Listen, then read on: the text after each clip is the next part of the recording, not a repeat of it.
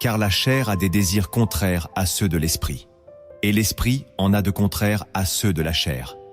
Ils sont opposés entre eux, afin que vous ne fassiez point ce que vous voudriez. Galates chapitre 5, verset 17. Frères, sœurs, cette parole résonne comme une alarme dans notre génération.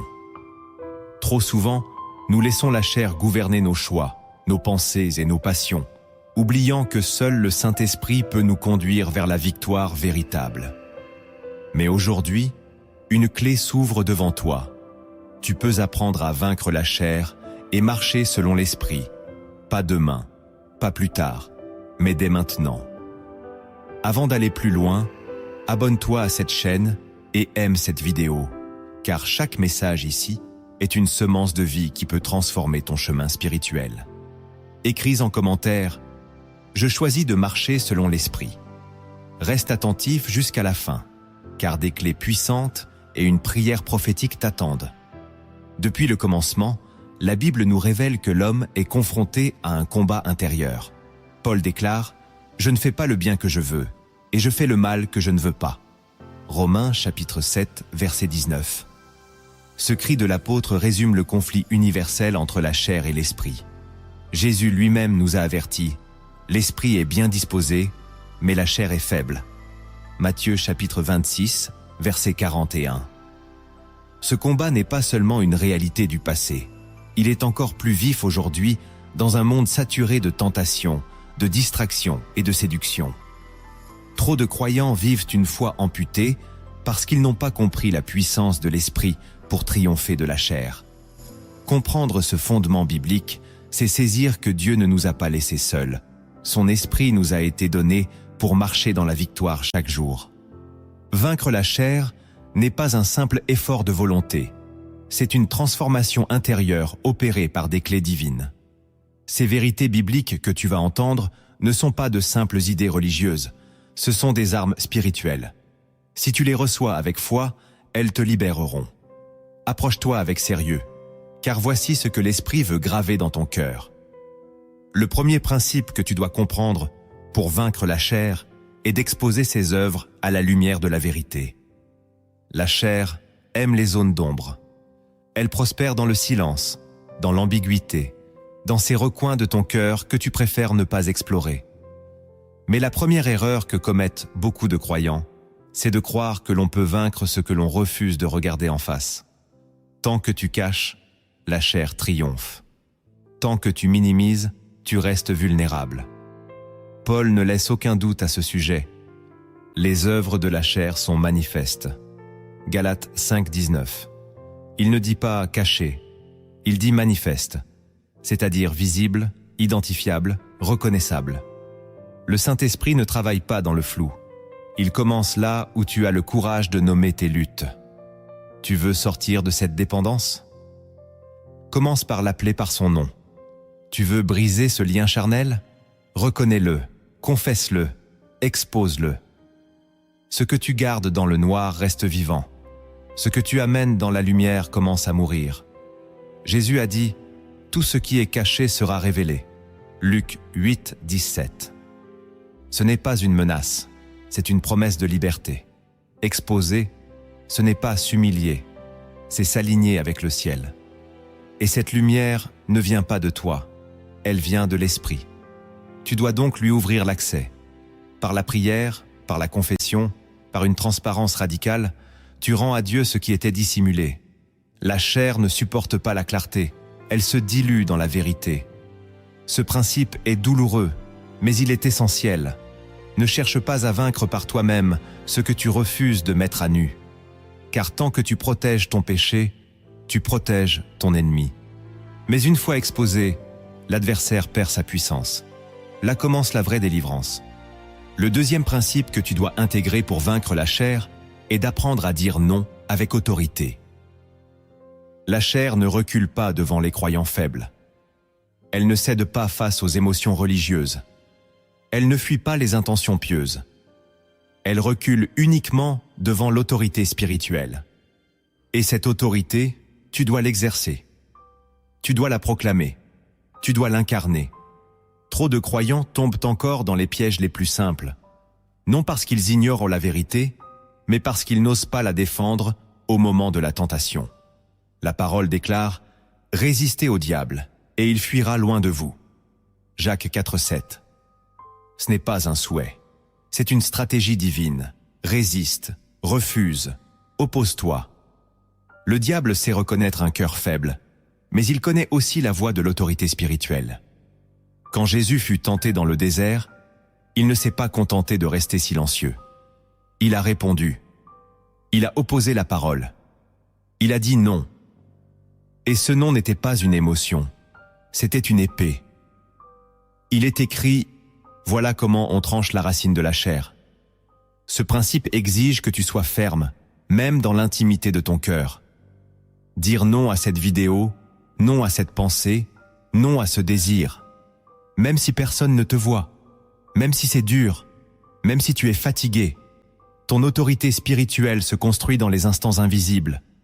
Et plus tu dis non, plus ton esprit devient fort. Dire non, c'est refuser d'ouvrir la porte. C'est garder ton temple pur. C'est honorer l'esprit qui habite en toi. N'oublie jamais que chaque oui à la chair est une trahison silencieuse envers l'esprit.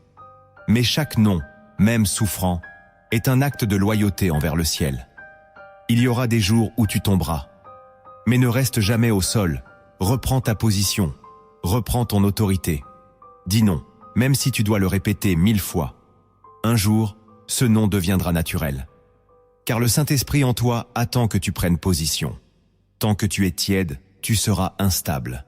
Mais si tu te tiens avec fermeté, la chair n'aura plus d'emprise. Dis non, et ferme la porte à l'ennemi. Le troisième principe que tu dois embrasser pour vaincre la chair est de nourrir ton esprit chaque jour. Ce que tu nourris finit par dominer. C'est une loi spirituelle aussi vraie qu'universelle. Si tu nourris la chair, elle rugira. Si tu nourris l'esprit, il régnera. Le problème, c'est que beaucoup de croyants veulent la victoire sans l'entretien. Ils espèrent vaincre le péché tout en vivant dans la sécheresse spirituelle. Mais ton esprit ne se fortifie pas par accident. Il se fortifie par discipline, par répétition, par communion quotidienne avec Dieu. Jésus a déclaré « L'homme ne vivra pas de pain seulement, mais de toute parole qui sort de la bouche de Dieu. » Matthieu 4,4. Cela veut dire que sans une parole vivante, ton esprit meurt lentement. Tu peux fréquenter les églises, écouter des prédications, même servir dans un ministère. Mais si ton esprit est affamé, la chair prendra le dessus. Tu dois apprendre à te nourrir de la parole comme on respire. Pas par obligation, mais par survie. Chaque matin, cherche une parole fraîche. Chaque jour, médite une vérité. Chaque soir, rends grâce, même en silence. C'est ce rythme qui construit la force intérieure. Ce que tu lis, ce que tu écoutes, ce que tu regardes, influence ce que tu désires. Si tu remplis tes pensées de distractions, de contenus vides, de discours charnels, tu éteins lentement la voix de l'esprit. Mais si tu choisis la parole, la louange, la prière, la méditation, tu fais grandir en toi une puissance invisible. Et cette puissance, un jour, renversera la chair. Ne te laisse pas tromper. Personne ne devient spirituel par magie. Ce sont les choix cachés, les habitudes invisibles, les moments de solitude avec Dieu qui bâtissent l'autorité. Nourrir ton esprit, c'est creuser un puits dans ta propre âme. C'est bâtir une forteresse que la tentation ne pourra plus pénétrer. Ce principe demande de la constance, de la soif, du feu. Mais ceux qui persévèrent verront un changement profond. La chair commence à mourir quand l'esprit est rassasié. Alors, choisis dès aujourd'hui ce que tu veux nourrir, la chair ou l'esprit. Car ce que tu nourris finira toujours par te gouverner.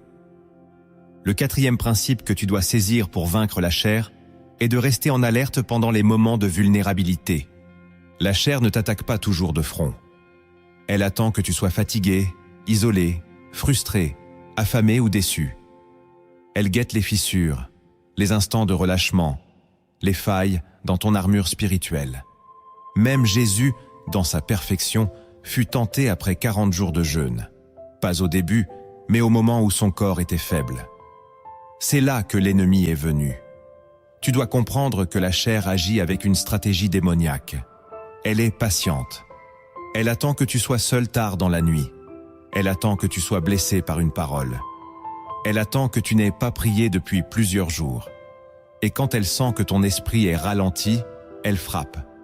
Jésus a dit à ses disciples, « Veillez et priez, afin que vous ne tombiez pas en tentation. » Matthieu 26, 41. Ce n'était pas un conseil, c'était un cri d'alarme. Il savait que la chair pouvait submerger même les plus proches, même ceux qui l'aiment sincèrement, si ceux-ci baisseront la garde. Rester en alerte, c'est apprendre à repérer tes moments de fragilité. C'est ne pas te surestimer.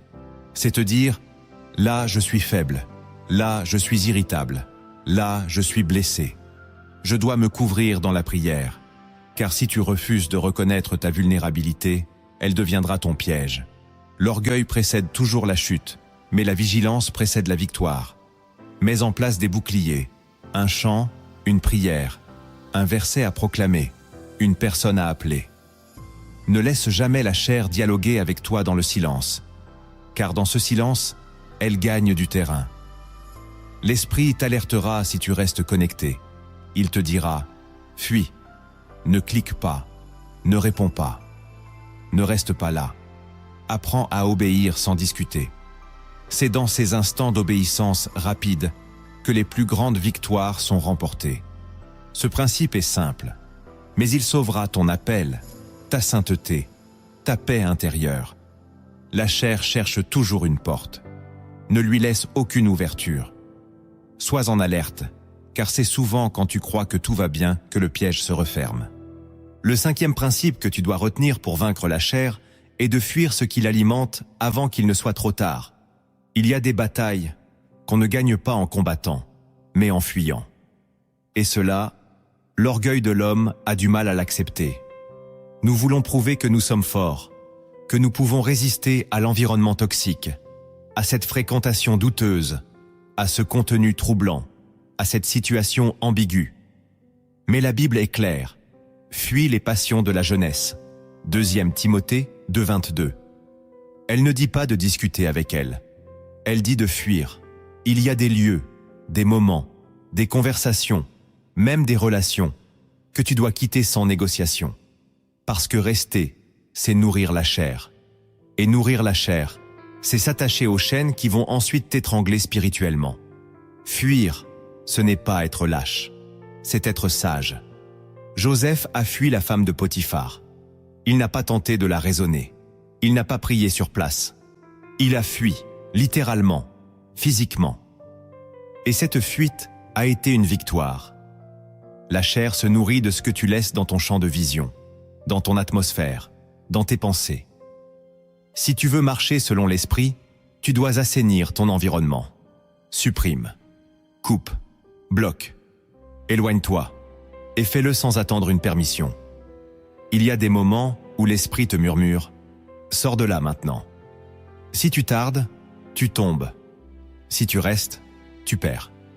Il faut que tu comprennes que certaines choses ne sont pas à combattre, mais à abandonner.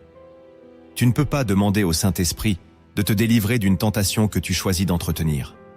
Chaque fois que tu fuis ce qui alimente la chair, tu protèges ton onction. Tu préserves ton intimité avec Dieu.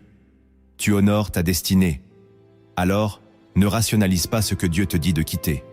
Obéis, fuis ce qui éteint ta lumière, et tu verras ton esprit retrouver la clarté. C'est souvent la fuite qui te sauve du piège. Et aujourd'hui, écris en commentaire cette parole de vérité. Je choisis de fuir tout ce qui alimente la chair. Car ce que tu déclares avec foi, le ciel le soutient.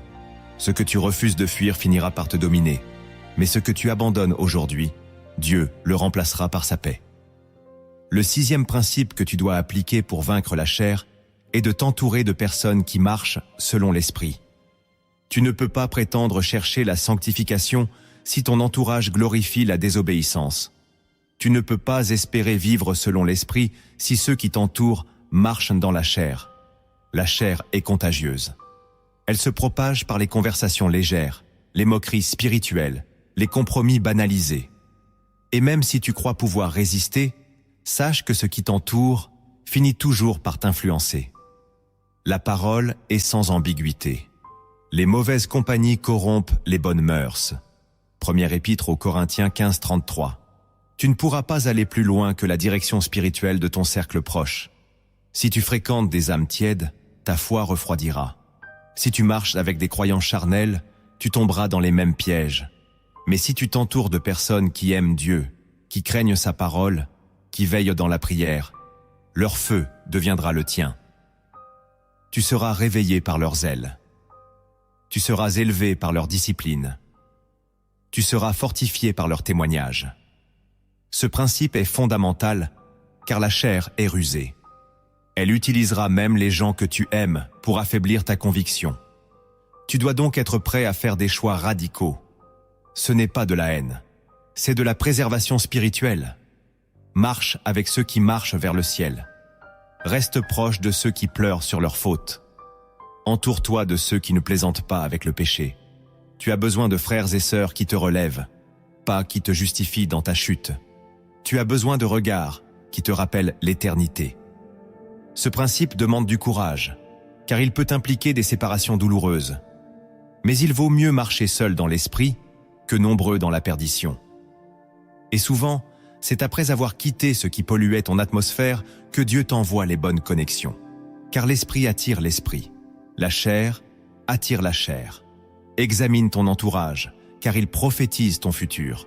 Ne t'illusionne pas, tu deviendras semblable à ceux que tu fréquentes. Et si tu veux grandir dans la sainteté, entoure-toi de voix qui glorifient le ciel.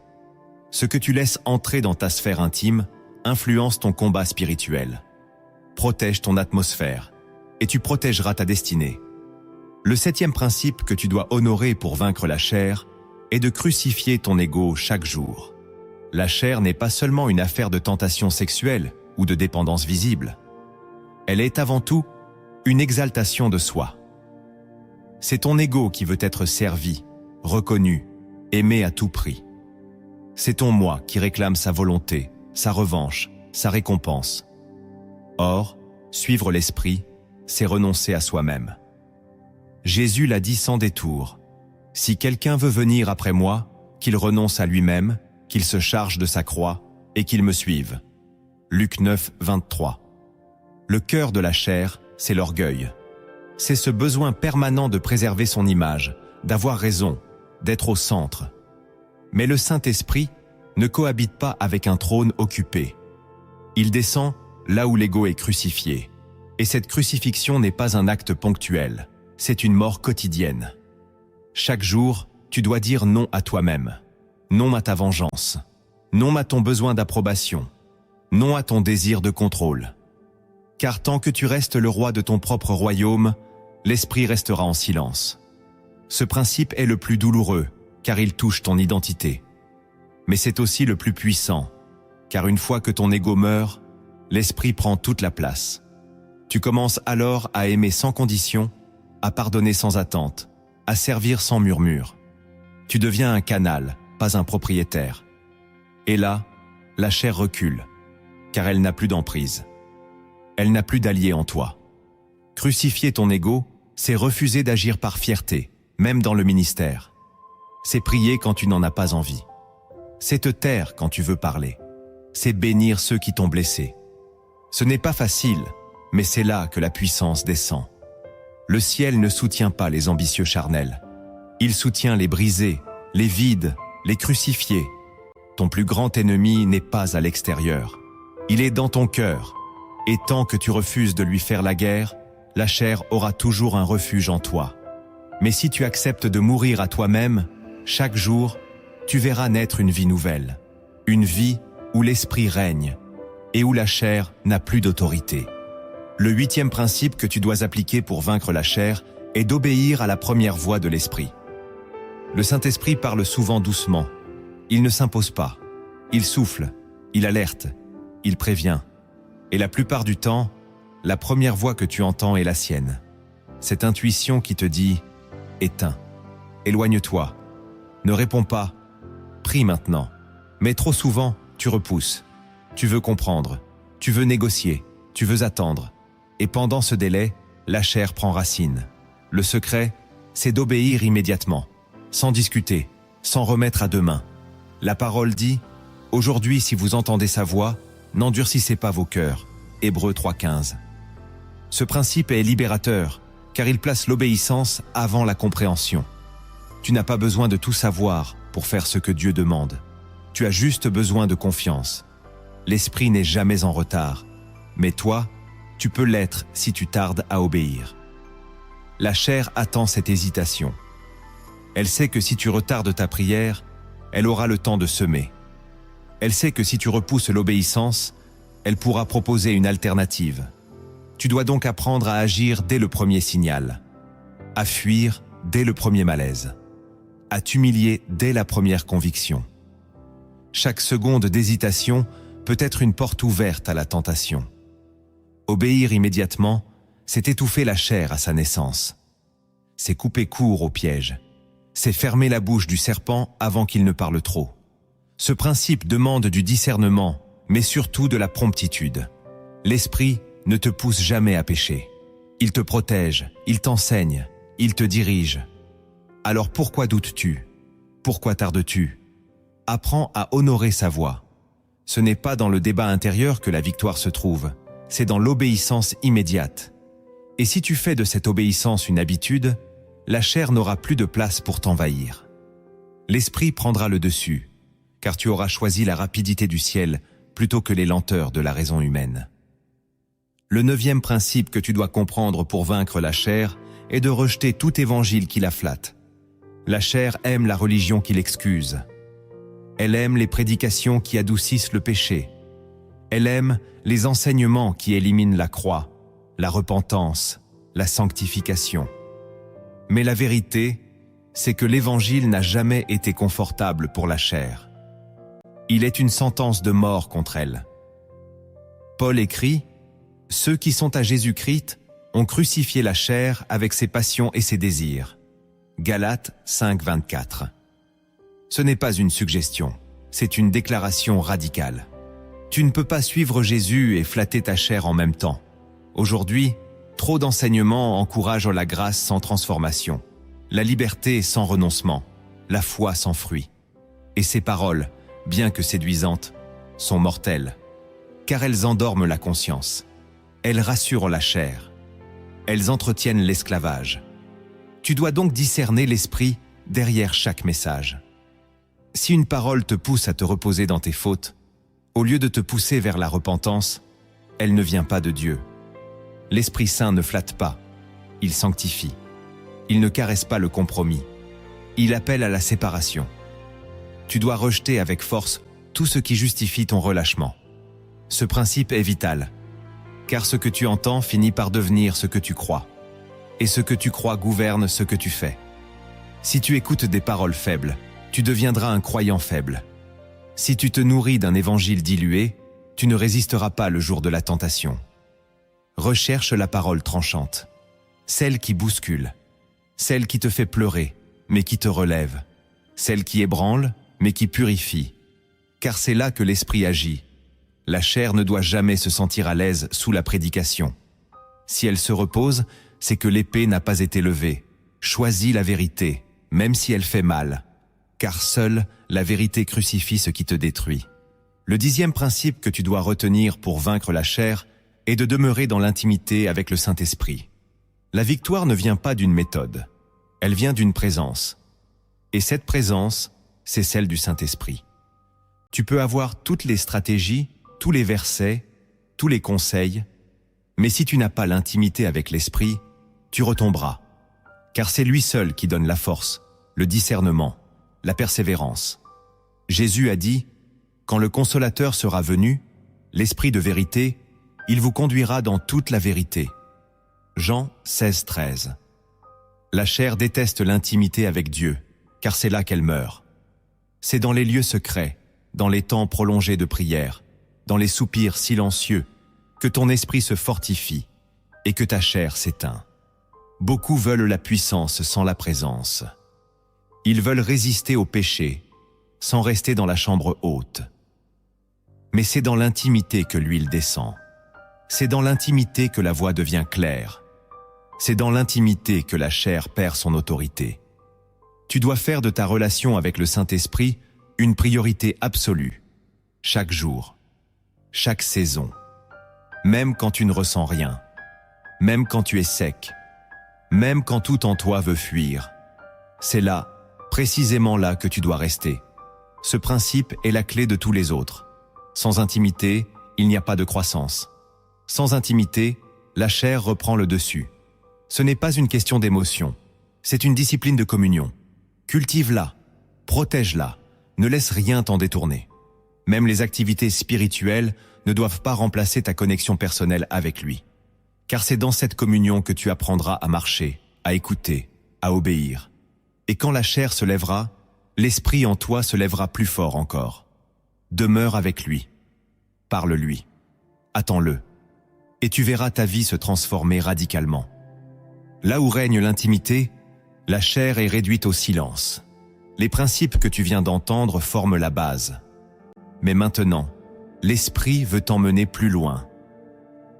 Dans les profondeurs de la parole se cachent des vérités oubliées, des révélations que peu de croyants osent explorer.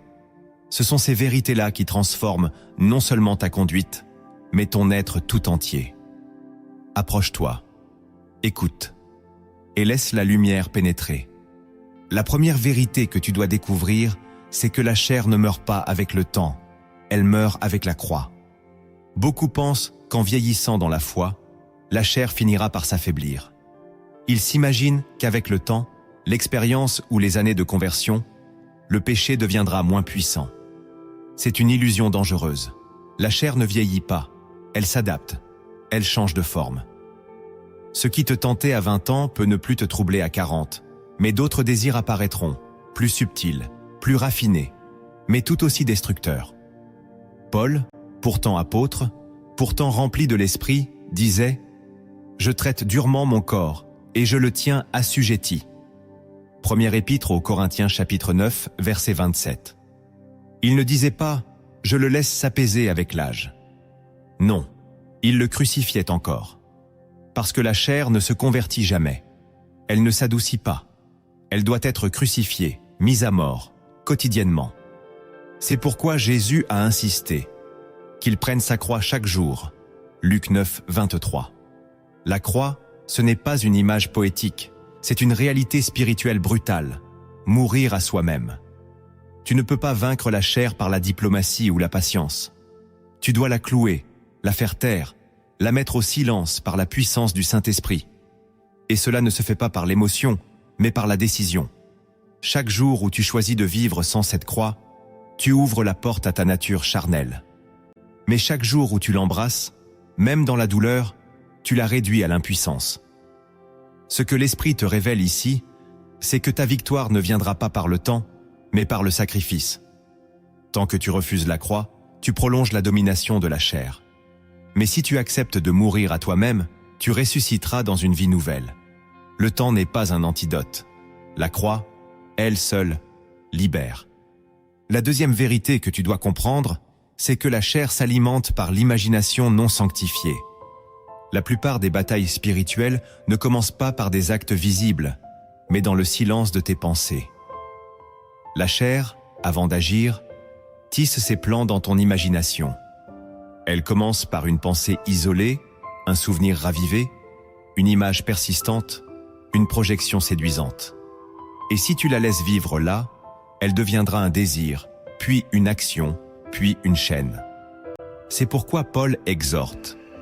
Nous renversons les raisonnements et toute hauteur qui s'élève contre la connaissance de Dieu, et nous amenons toute pensée captive à l'obéissance de Christ. 2 Corinthiens 10, 5. La guerre se joue dans ton imaginaire. Si tu ne le sanctifies pas, il deviendra un terrain fertile pour la chair. Tu peux prier, jeûner, adorer, mais si tu laisses ton esprit vagabonder dans des scénarios charnels, la défaite est déjà en cours. Beaucoup de chrétiens tombent, non pas parce qu'ils sont faibles, mais parce qu'ils nourrissent leur imagination de choses impures, même inconsciemment. Films, séries, musique, conversations, réseaux, tout ce que tu laisses entrer devient une semence. Et ces semences produisent des images, et ces images créent des atmosphères. et ces atmosphères appellent la chute. Tu dois donc sanctifier ton imagination. Apprends à détecter la première pensée. Ne la laisse pas se développer. Arrête-la, refuse-la, remplace-la. Proclame une parole de Dieu à la place. Quand David dit « Je garde ta parole dans mon cœur afin de ne pas pécher contre toi » Psaume 119, verset 11. Il parle de cette substitution intérieure. Chaque image charnelle doit être remplacée par une vision céleste. Chaque désir de la chair doit être confronté à la sainteté de Dieu. Ce que tu vois à l'intérieur façonne ce que tu fais à l'extérieur. Si tu veux vaincre, commence là, dans le secret de ton imagination. Car si tu nettoies cette pièce invisible, tu briseras les mécanismes cachés de la chair. L'imagination est une porte. Ouvre-la au ciel, et la chair mourra de faim. La troisième vérité que tu dois accepter, c'est que la chair ne coopère jamais avec la volonté de Dieu. Il n'y a pas de compromis possible entre la chair et Dieu. Aucun. Tu peux essayer de les faire cohabiter un temps, de donner un peu à l'un, un peu à l'autre. Mais tôt ou tard, le conflit éclatera. Paul dit « La pensée de la chair est inimitié contre Dieu ». Romains 8,7. Inimitié. Pas distance, pas désaccord. Inimitié. Cela signifie que ta chair est fondamentalement contre tout ce que Dieu veut faire en toi. Elle n'est pas neutre. Elle ne cherche pas la paix. Elle lutte. Elle résiste. Elle rejette. Même quand tu veux faire le bien, elle se lève. C'est pour cela que tant de croyants vivent dans la confusion. Ils pensent pouvoir servir Dieu tout en caressant encore les désirs de leur chair. Ils veulent l'onction sans l'obéissance, la paix sans la séparation, la bénédiction sans la croix. Mais Dieu ne partage pas sa gloire avec la chair. Jamais. Tu dois faire un choix. Soit tu vis par l'esprit, soit tu vis selon la chair. Mais tu ne peux pas faire les deux. Cette vérité est tranchante, mais elle est salutaire. Car tant que tu crois qu'un équilibre est possible, tu resteras double. Et un cœur partagé ne peut recevoir la plénitude. La chair ne veut pas de la prière. Elle veut le confort. Elle ne veut pas du silence. Elle veut l'agitation. Elle ne veut pas de la parole. Elle veut l'écran, le bruit, la distraction. Elle t'éloigne de l'essentiel par des futilités. Et tu crois que ce n'est pas grave. Mais c'est une stratégie. Affaiblir ton esprit, jusqu'à ce qu'il ne lutte plus. Dieu ne peut pas te remplir si tu es déjà plein de toi-même. Il attend que tu comprennes que la chair est son ennemie et que tu la traites comme telle. Pas avec légèreté, pas avec tolérance, mais avec radicalité. Ce que tu tolères aujourd'hui t'enchaînera demain. Mais ce que tu refuses avec foi, l'esprit le brûlera. Cesse d'essayer de réconcilier ce que Dieu a séparé. La chair ne coopérera jamais avec sa volonté. Il faut qu'elle meure. La quatrième vérité que tu dois recevoir, c'est que la chair produit une fausse paix pour t'éloigner de Dieu. Il est possible de se sentir bien, calme, à l'aise, tout en étant loin de Dieu. Et c'est là que la chair devient dangereuse. Elle sait imiter la paix. Elle sait produire un soulagement temporaire, une illusion de tranquillité, un apaisement émotionnel qui ressemble à la présence de Dieu, mais qui en est l'opposé. La chair te dit « Tu es en paix, donc tu es sur le bon chemin ». Mais ce n'est pas la paix de Dieu. Ce n'est pas le fruit de l'esprit. C'est une contrefaçon. Jérémie dénonçait déjà cela. Ils disent « Paix, paix », et il n'y a point de paix. Jérémie 6,14. Cette paix-là est une ruse.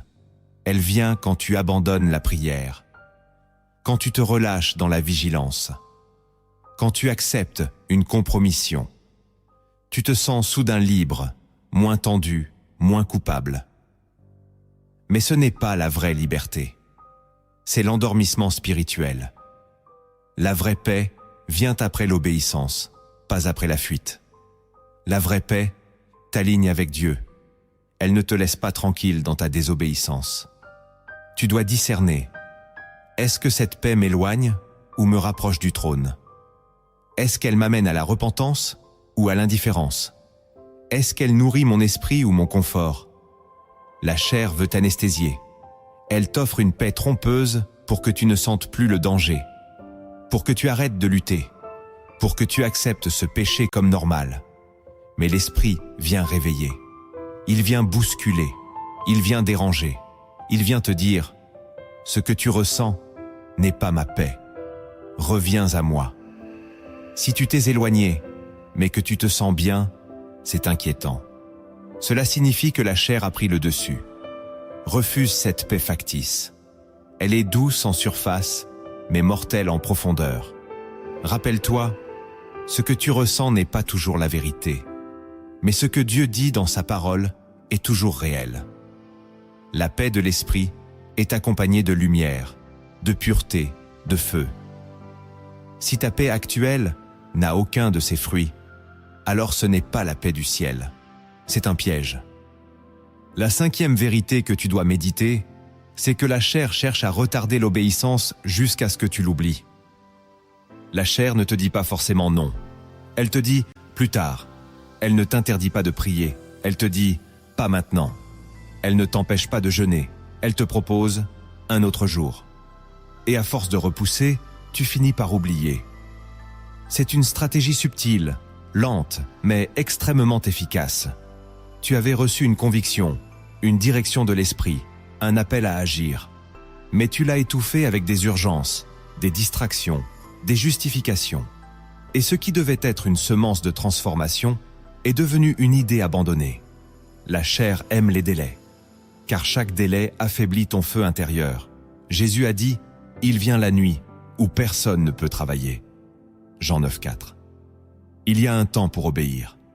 Et ce temps, c'est maintenant. Pas demain. Pas quand tu te sentiras prêt. Pas quand les conditions seront parfaites.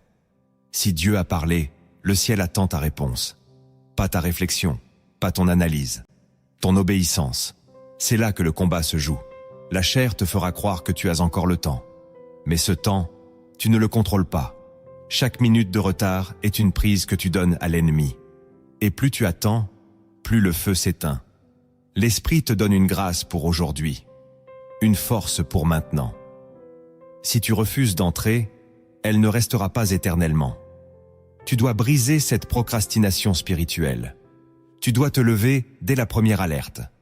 Tu dois faire ce que Dieu t'a demandé sans discuter. Car chaque obéissance retardée devient une désobéissance camouflée. Ce principe est fort. Le retard te vole ta percée. L'oubli te prive de ton miracle. Tu veux marcher par l'esprit? Alors, décide d'obéir tout de suite, même si c'est petit, même si c'est coûteux.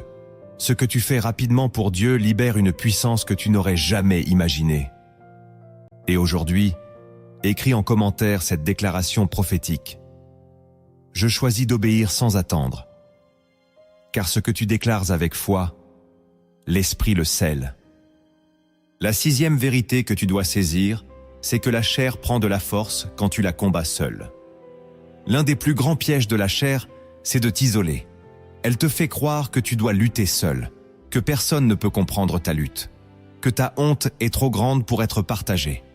Et dans cette solitude, elle se renforce. Elle prend le contrôle. Elle parle plus fort. Mais la Bible enseigne l'opposé. Confessez donc vos péchés les uns aux autres et priez les uns pour les autres afin que vous soyez guéris. Jacques 5,16. Il y a une guérison qui ne vient que dans la confession. Il y a une force qui ne se manifeste que dans la communion. Tu peux prier, jeûner, lire la parole, mais si tu restes seul avec ton péché, tu donnes à la chair un territoire protégé. Ce que tu caches devient une forteresse. Mais ce que tu exposes dans la lumière de la communauté perd son pouvoir. La chair veut que tu te taises. L'esprit veut que tu ouvres la bouche. Bien sûr, il faut de la sagesse. Tu ne te confies pas à n'importe qui. Mais tu dois avoir au moins une personne mature spirituellement à qui tu peux dire « Je lutte. Je suis faible ici. Je tombe là. » Car dans cette humilité, Dieu agit. La chair se nourrit de l'orgueil, mais l'esprit élève les cœurs brisés. Ce principe est difficile à vivre, surtout dans une culture de performance spirituelle. On veut paraître fort, stable, intouchable. Mais c'est un mensonge. Même les plus puissants lutteurs spirituels ont besoin d'un soutien. Moïse avait Aaron. David avait Jonathan. Paul avait Timothée. Jésus lui-même a demandé à ses disciples de veiller avec lui à Gethsémane. Tu n'es pas plus fort que ton Sauveur. Si lui a cherché du soutien, combien plus toi? Refuse l'isolement, sors de l'ombre, trouve un frère, une sœur, un pasteur, un mentor, et expose ce que tu vis. Tu verras la puissance du péché se briser sous le regard de la grâce. Ce que tu vis n'est pas unique, mais ce que tu fais avec ce que tu vis déterminera si la chair continue de régner, ou si l'esprit commence à triompher. La 7e vérité que tu dois graver en toi, c'est que la chair se cache souvent sous des raisonnements spirituels. La chair ne se présente pas toujours comme un péché évident. Parfois, elle parle un langage religieux. Elle utilise des versets, des concepts spirituels, des justifications chrétiennes, pour justifier des comportements charnels. C'est ce que Paul appelle « ayant l'apparence de la piété, mais reniant ce qui en fait la force ». 2 Timothée 3,5. Tu peux penser que tu agis selon Dieu, alors que tu défends en réalité tes propres désirs. Tu peux croire que tu attends le bon moment, alors que tu fuis la voie de l'esprit. Tu peux dire que tu ressens la paix, alors que tu refuses d'obéir. La chair est rusée. Elle sait se déguiser. Elle s'est enfermée dans des raisonnements logiques, cohérents, rassurants, mais qui sont en réalité des échappatoires. Tu crois que tu es sage, mais tu es simplement dans la fuite spirituelle. Le plus grand danger, ce n'est pas le péché visible, c'est le compromis qui ressemble à la vérité. Et pour le démasquer, tu dois laisser l'esprit sonder ton cœur. Lui seul peut révéler si ce que tu fais vient vraiment du ciel, ou d'un désir camouflé. Jésus a dénoncé cela chez les pharisiens. Ils avaient les paroles, les postures, les traditions, mais leur cœur était plein de chair.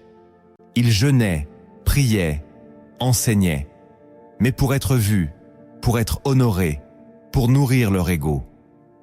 Et Jésus les a appelés des sépulcres blanchis, beaux à l'extérieur, morts à l'intérieur. Tu dois te poser cette question. Est-ce que ce que je fais est vraiment conduit par l'esprit, ou est-ce une mise en scène? Est-ce que je cache ma peur, ma paresse, mon orgueil, derrière de bons raisonnements?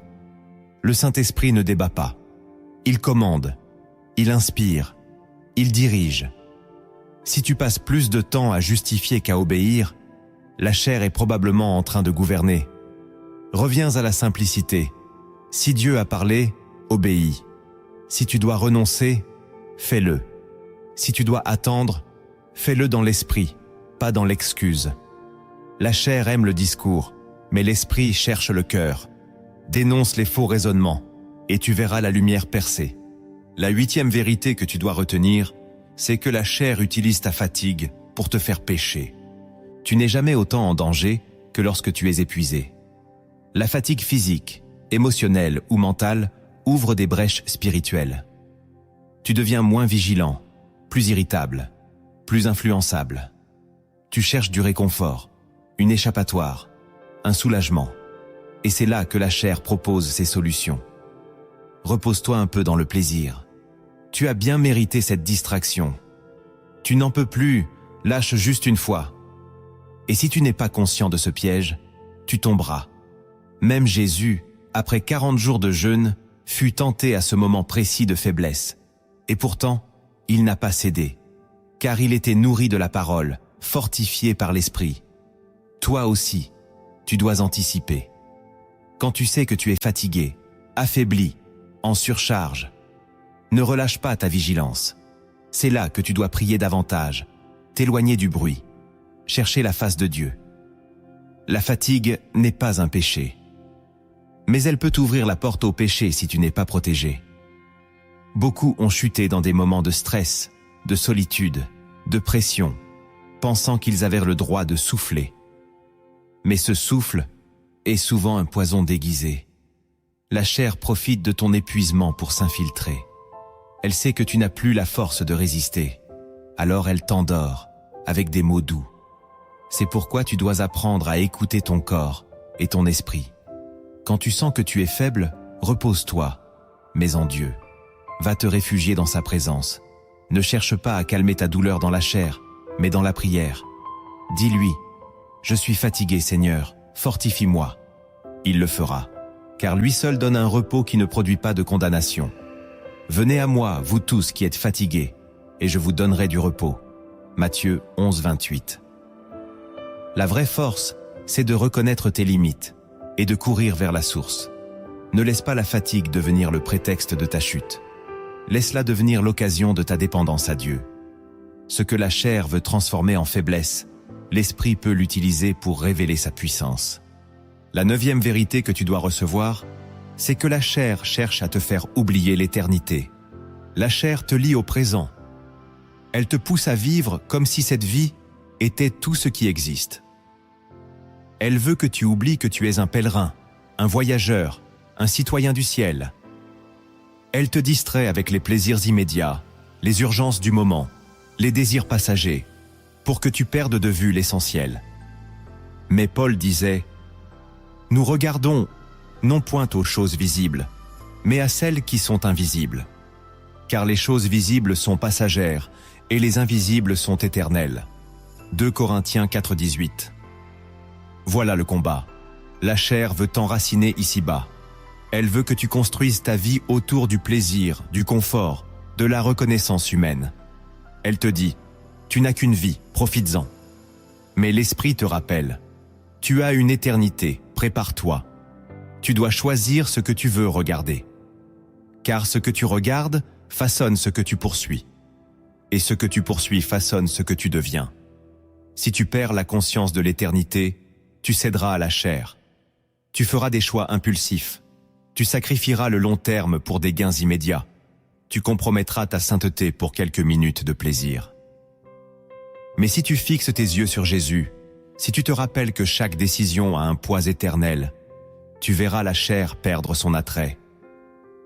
Ce que tu ressens maintenant n'est rien face à la gloire à venir. Ce que tu refuses aujourd'hui sera récompensé dans l'au-delà. Cette vérité change tout. Tu n'es pas ici pour satisfaire tes désirs, tu es ici pour glorifier Dieu. Et cette vie n'est qu'un souffle. Ne la gaspille pas. L'éternité est réelle, le ciel est réel, l'enfer aussi. Marche comme un enfant de lumière, que chaque choix reflète ton espérance, que chaque renoncement soit une déclaration de fidélité. Ne laisse pas la chair voler ta couronne. Garde les yeux fixés là-haut, et tu marcheras dans la victoire. La 10e vérité que tu dois intégrer, c'est que la chair ne peut pas résister à une vie remplie de louanges. La louange authentique, celle qui jaillit du cœur même brisé, est une arme puissante contre la chair. Elle change l'atmosphère, elle élève ton esprit, elle renverse les pensées charnelles, elle met Dieu au centre, là où la chair veut que tu sois roi. David, homme selon le cœur de Dieu, comprenait cela. Il disait « Je bénirai l'Éternel en tout temps, sa louange sera toujours dans ma bouche. » Psaume 34, verset 2. Il ne disait pas « quand je me sens bien », mais en tout temps, car la louange brise le cycle charnel.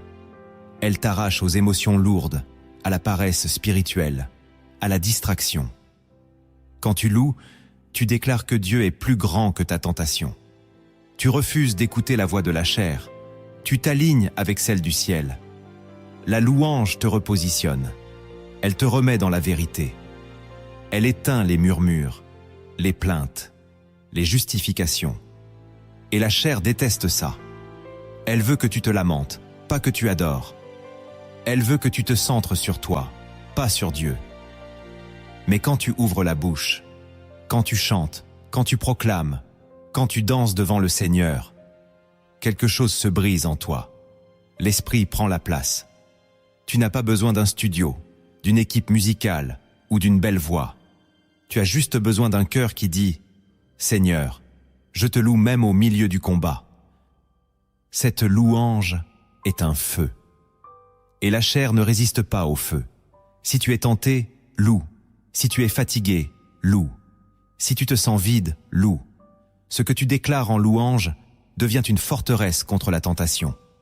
La chair recule quand tu élèves Dieu. Ce principe est souvent négligé, mais il est puissant. Ne laisse jamais ta bouche être fermée. Fais de ta maison un autel. de ton corps un instrument, de ta vie une offrande. Loue et regarde la chair fuir. Comprendre les principes et les vérités bibliques ne suffit pas si tu ne les traduis pas en actions concrètes. Le Saint-Esprit veut maintenant t'emmener dans une dimension de transformation, où chaque pas que tu poses devient une victoire sur la chair. Voici 7 actes simples mais puissants, que tu peux appliquer dès aujourd'hui pour marcher selon l'Esprit. Le premier acte que tu dois poser pour vaincre la chair, c'est de sanctifier ton emploi du temps. La chair ne prend pas seulement le contrôle par le péché visible, elle le fait aussi par le désordre. Elle s'infiltre dans ton emploi du temps mal géré, dans tes heures gaspillées, dans ton manque d'organisation. Quand tu ne maîtrises pas tes journées, c'est la chair qui en décide le rythme. Et elle choisira toujours l'oisiveté, la distraction, la paresse ou l'agitation inutile. Paul disait « Conduisez-vous avec sagesse envers ceux du dehors, rachetez le temps » Colossiens 4,5. Le rachat du temps, c'est un acte spirituel. C'est une guerre silencieuse contre la chair qui te vole l'instant présent pour t'empêcher de croître. Chaque heure non sanctifiée devient un terrain d'attaque. Le premier acte pratique consiste donc à reprendre autorité sur ton agenda. Décide des heures de prière, des moments de méditation, des pauses de silence, et tiens-toi-y. Ce n'est pas du légalisme, c'est une discipline. Car l'esprit agit dans l'ordre, pas dans le chaos. Et le diable aime les croyants désordonnés, car il sait qu'ils sont vulnérables. Si tu veux que ton esprit règne, tu dois bâtir ta journée autour de lui, pas autour de ton téléphone, de tes émotions ou de ton travail. Commence par les premières heures du matin. Donne-les à Dieu. Donne-lui la première pensée, le premier mot, le premier regard. Et tu verras ta journée prendre une direction différente. Ensuite, structure ton temps. Évite les longues périodes sans but. Choisis ce que tu regardes, ce que tu écoutes, ce que tu laisses t'influencer. La chair se nourrit du vide. L'esprit se manifeste dans l'intention. Prends un cahier, écris tes priorités spirituelles, inscris tes rendez-vous divins. Tu verras que la victoire commence par le calendrier. Sanctifier ton emploi du temps, c'est refuser que la journée te dicte qui tu es. C'est proclamer « Je marche par l'esprit, non par le hasard ». Et chaque jour sanctifié devient une pierre posée dans la forteresse spirituelle que Dieu construit en toi. Ne laisse plus la chair gérer ton temps. Reprends la gouvernance. Tu n'es pas esclave du rythme de ce monde. Tu es ambassadeur d'un royaume. Rachète le temps et la chair perdra son pouvoir. Le deuxième acte que tu dois poser pour vaincre la chair, c'est de jeûner pour renverser ses fondations. Le jeûne n'est pas une option pour les disciples, c'est une arme.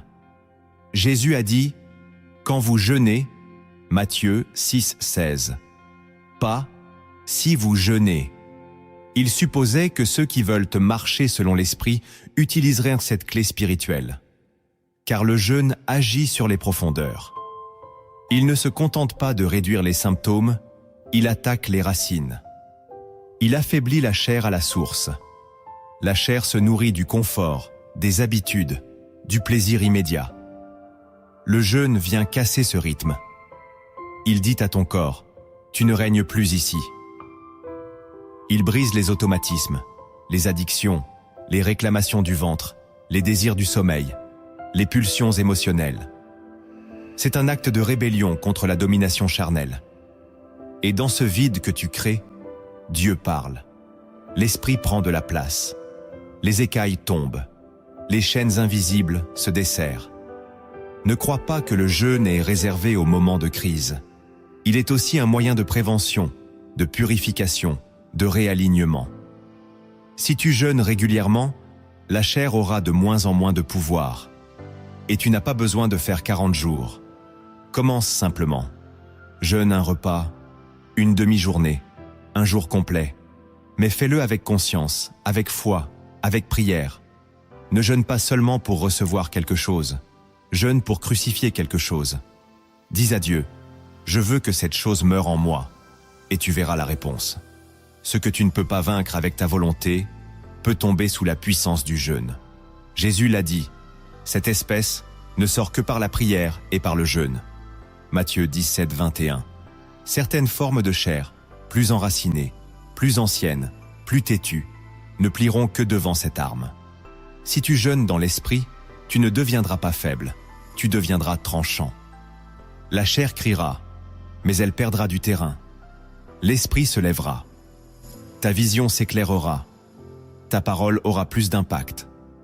Et ce feu intérieur qui s'était éteint se rallumera. N'attends pas d'être au bord du gouffre pour jeûner. Fais-en une habitude de guerre, une habitude d'amour, une déclaration d'allégeance au ciel. Là où la chair est forte, le jeûne ouvre une brèche pour le règne de Dieu. Le troisième acte que tu dois poser pour vaincre la chair, c'est de renouveler tes pensées par la parole. La chair ne peut pas être vaincue par une simple décision émotionnelle. Elle doit être remplacée. Et ce remplacement se fait dans le cœur, mais surtout dans l'intelligence. Paul le dit clairement. Soyez transformés par le renouvellement de l'intelligence.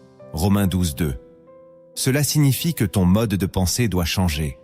La chair a des schémas mentaux, des automatismes, des réflexes. Si tu ne les identifies pas et si tu ne les remplaces pas, tu retomberas. La transformation spirituelle commence par une reprogrammation intérieure. Et c'est la parole de Dieu qui agit comme le code source. Chaque verset que tu médites, que tu mémorises, que tu proclames, vient désinstaller un mensonge de la chair. La parole est vivante, elle tranche, elle éclaire, elle guérit, mais elle doit être semée. Tu dois prendre le temps de remplir ton esprit de versets précis, ciblés, alignés sur tes combats. Si tu luttes avec l'impureté, trouve les versets sur la sainteté. Si tu luttes avec la colère, médite ceux sur la paix. Si tu luttes avec la peur, déclare ceux sur la foi. Écris-les. Dis-les à haute voix. Répète-les chaque matin. Car plus tu entends la vérité, plus elle prend racine. Et plus elle prend racine, plus la chair perd son influence.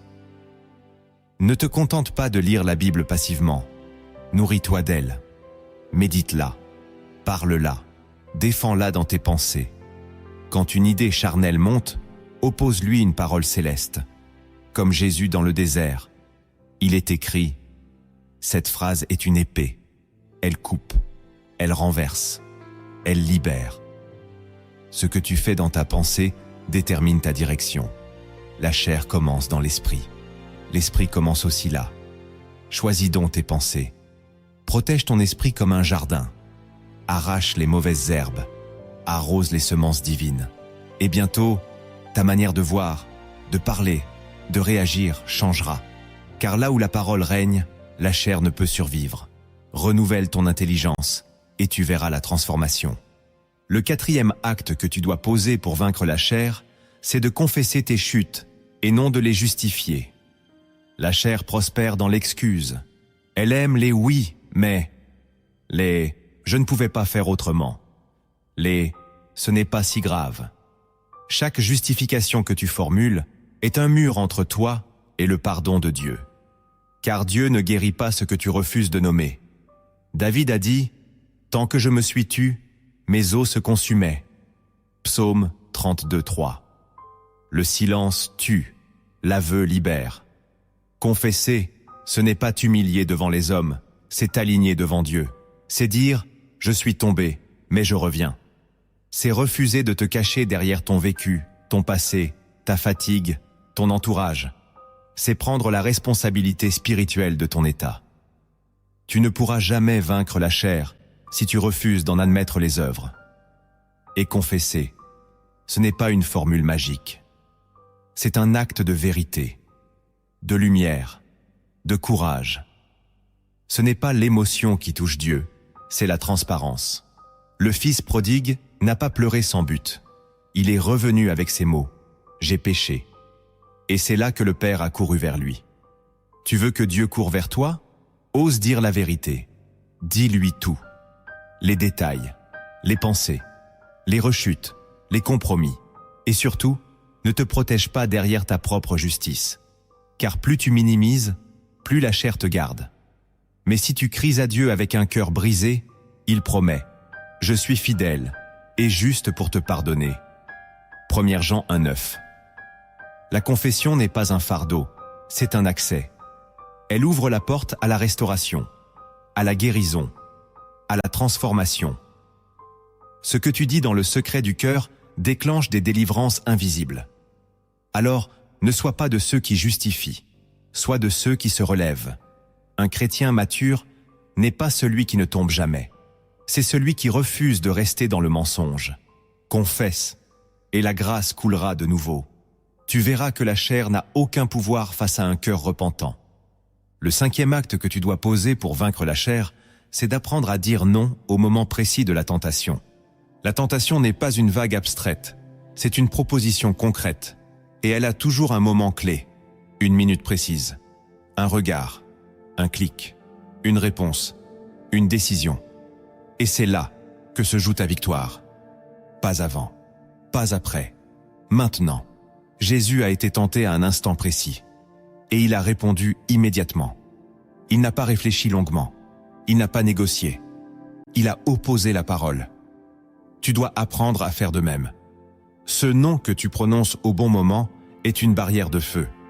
Il coupe l'élan, il brise la progression, il ferme la porte. Mais si tu hésites, si tu retardes ta réponse, la chair s'engouffre. Elle grandit dans le délai. Elle s'installe dans l'hésitation. Tu dois donc t'entraîner, préparer ton esprit, anticiper les situations à risque, connaître tes points faibles. Et dès que la tentation pointe son ombre, dire non.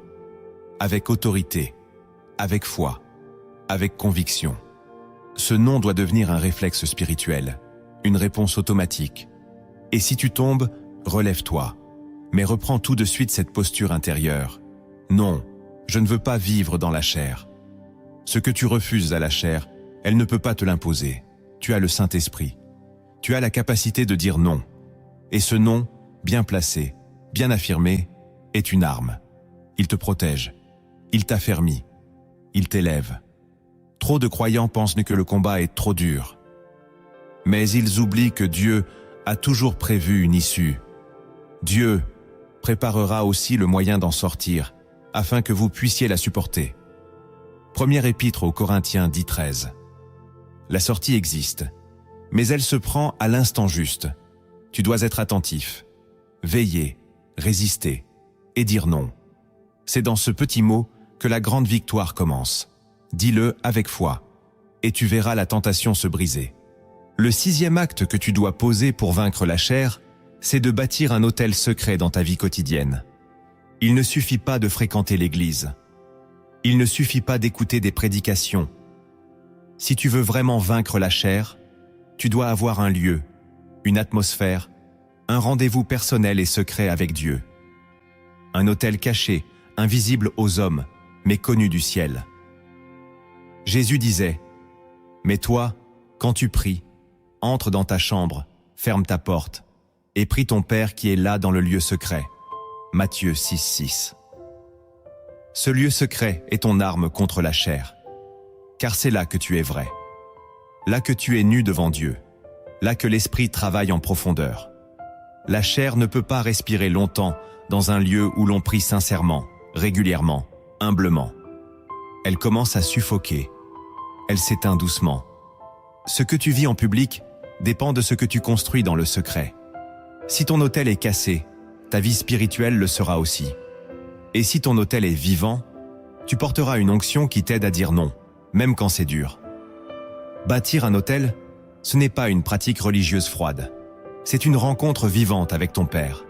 C'est un moment où tu parles, tu écoutes, tu pleures, tu confesses, tu reçois. Et plus tu le fais, plus ton esprit se muscle, plus ta chair se courbe. Cet autel peut être une pièce, un coin, un moment dans la voiture, dans le silence du matin, dans la nuit. Mais il doit exister. Car si tu n'as pas de lieu secret, tu vivras ta foi en surface. Et la chair adore les foi superficielles.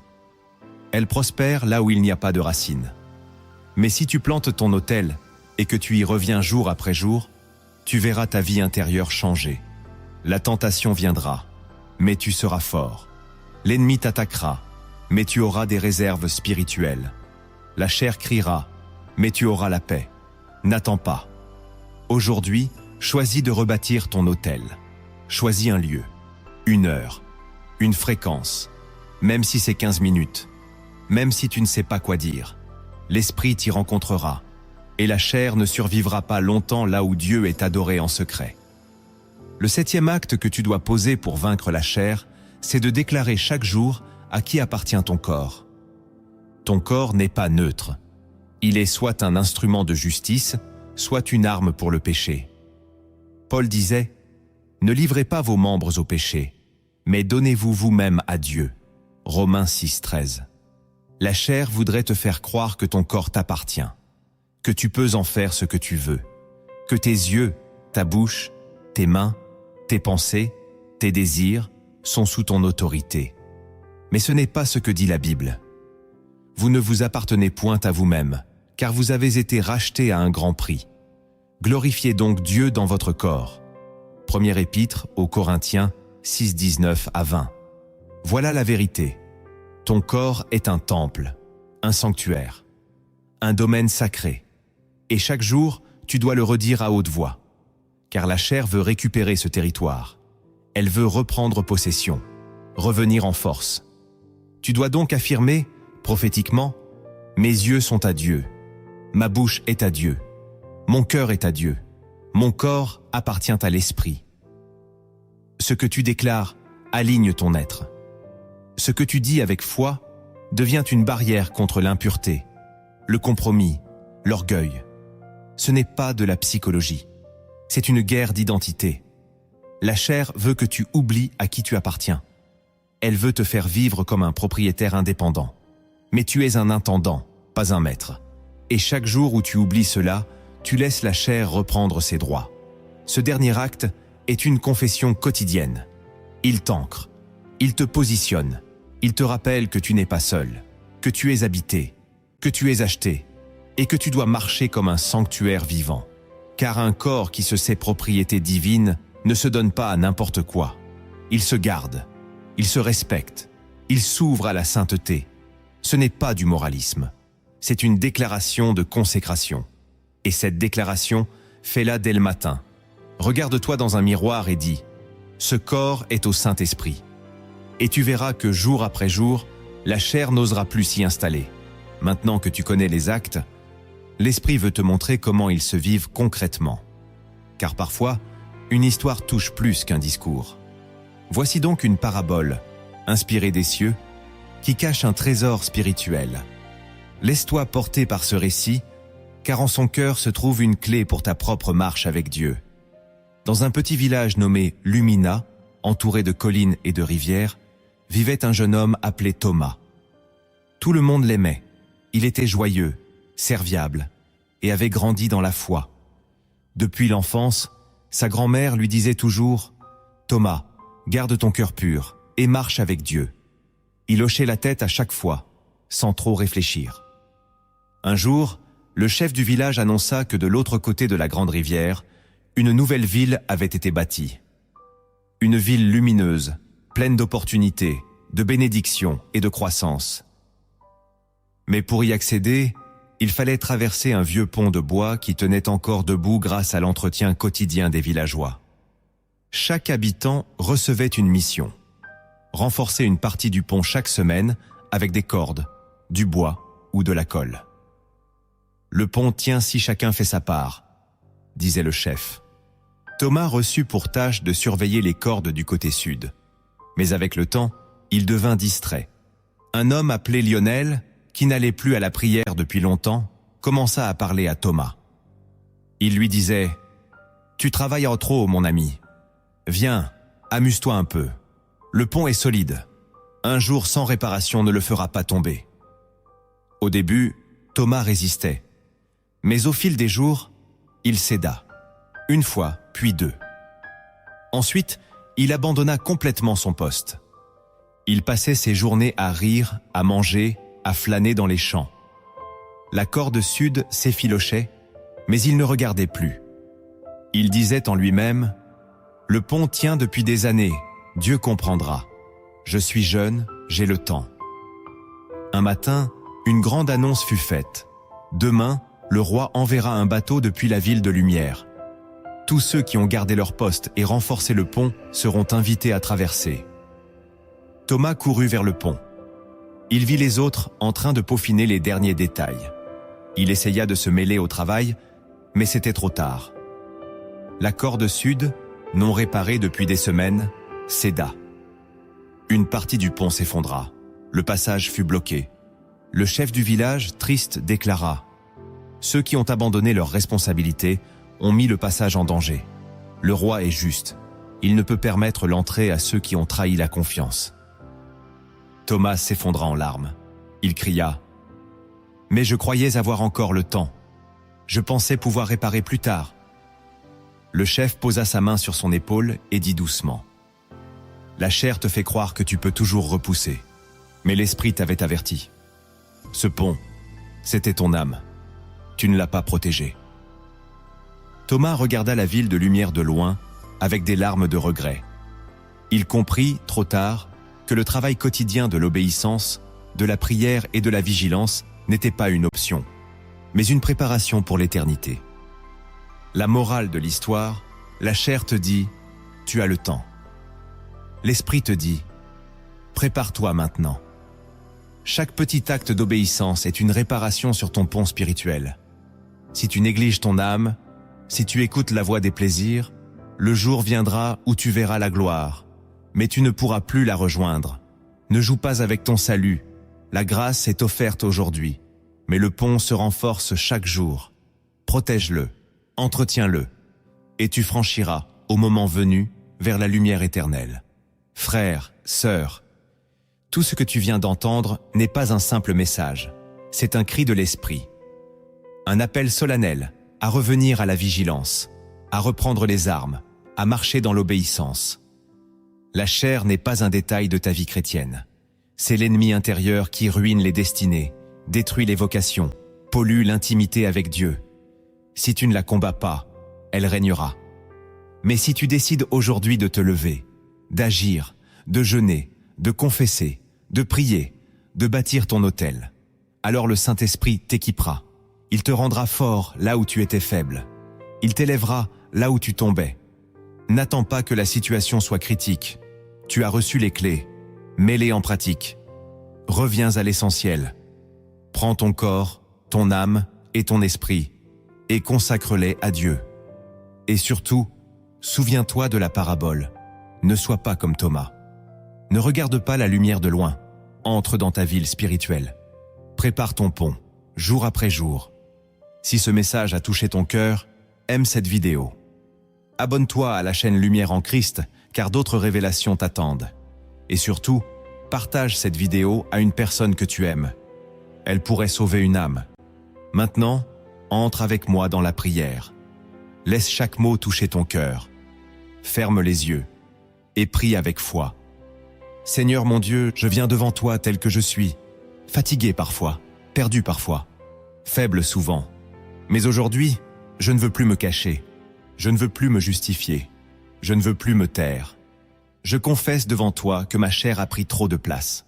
Je l'ai écoutée, je l'ai nourrie, je lui ai cédé. Elle a régné sur mes pensées, sur mes émotions, sur mes décisions. Mais aujourd'hui, Seigneur, je me lève dans la vérité. Je reconnais que sans toi, je ne peux rien faire. Je reconnais que seul ton esprit peut me libérer. Seigneur Jésus, je t'ouvre mon cœur. Viens fouiller en moi. Viens sonder ce que je cache. Viens briser les murs que j'ai construits autour de mon péché. Viens renverser mes habitudes, mes réflexes, mes excuses. Viens déraciner ce que j'ai laissé grandir en moi sans vigilance. Saint-Esprit, je t'invite à prendre le contrôle. Établis ton règne en moi. Là où la colère dominait, fais naître ta paix. Là où la jalousie brûlait, plante ta douceur. Là où l'impureté s'installait, élève ta sainteté. Là où la paresse spirituelle régnait, réveille ma soif. Seigneur, je déclare aujourd'hui que je te remets mon corps. Mes yeux sont à toi. Mes oreilles sont à toi. Mes pensées sont à toi. Mes mains, ma bouche, mes pieds, tout t'appartient. Je renonce à l'indépendance. Je renonce au compromis silencieux. Je renonce à cette double vie qui m'étouffe. Je renonce à cette paix factice que la chair m'offrait. Je choisis la lumière. Je choisis la vérité. Je choisis l'esprit. Je t'élève, Seigneur, au-dessus de mes émotions. Je proclame que tu es plus fort que ma fatigue, plus grand que mes chutes, plus fidèle que mes doutes. Je ne veux plus me battre seul. Je t'invite dans mon combat. Sois ma force dans la tentation. Sois ma voix quand la chair parle trop fort. Sois ma paix quand mes pensées s'agitent. Père, je te prie aussi pour ma famille. S'il y a des chaînes dans ma maison, brise-les. S'il y a des péchés secrets, révèle-les. S'il y a des blessures non guéries, touche-les. Je proclame un réveil dans mon foyer, un retour à la crainte de ton nom, une soif nouvelle pour ta parole. Je te remets aussi mon avenir, mes projets, mes décisions, mes relations. Fais le tri, Seigneur. Écarte ce qui vient de la chair, attire-moi vers ce qui vient de toi. Ne me laisse pas choisir selon mes émotions. Mais conduis-moi par ton esprit, même si c'est difficile. Je te prie pour ma foi. Seigneur, rallume le feu. Je ne veux plus de cette foi tiède, de ces prières sans vie. Je veux te rencontrer à nouveau, comme au premier jour. Je veux ressentir ta présence dans ma chambre.